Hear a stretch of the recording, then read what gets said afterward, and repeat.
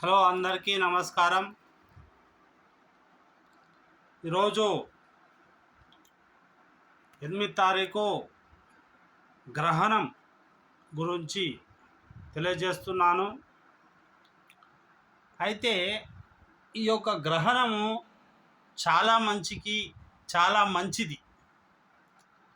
ఎందుకంటే అన్ని రాసుల వారికి మేలు కలగజేస్తుంది. ఒక మీనం, మేషం, తర్వాత అలా 2 రాసులు మినహాయించుకొని అన్ని రాసుల వారికి మంచి మేలు అయితే కలగజేస్తుంది. కాబట్టి మీరు తప్పనిసరిగా కొన్ని నియమాలు పాటిస్తే మీకు మంచి ధనము, ధాన్యము, అలాగే మంచి జరుగుతుందని తెలియజేస్తుంది. అలాగే కొత్తగా ఇంటికి ఐశ్వర్యంతో పాటు అనుకున్న కోరికలు కూడా ఈ గ్రహణం ద్వారా నెరవేరుతాయి.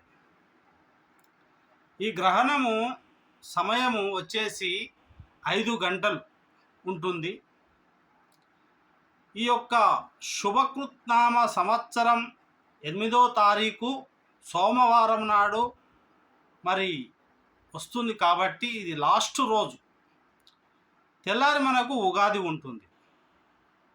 కాబట్టి ఇది 5000 సంవత్సరాలకు ఒక్కసారి వచ్చే మహా పుణ్యదశ.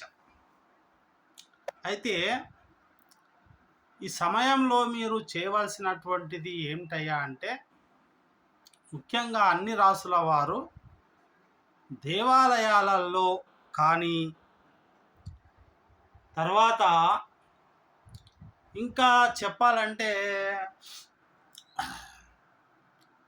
గాయత్రి మంత్ర జపాలు, అలాగే అన్నప్రాసన జపాలు, శివజపం, తర్వాత మృత్యుంజయ హోమం, ఇలా ఎన్నో హోమాలు, యాగాలు చేయొచ్చు. కానీ అన్నింటికన్నా గొప్పదైనటువంటి ప్రతి ఒక్కరూ కూడా అన్నదానము చెయ్యండి.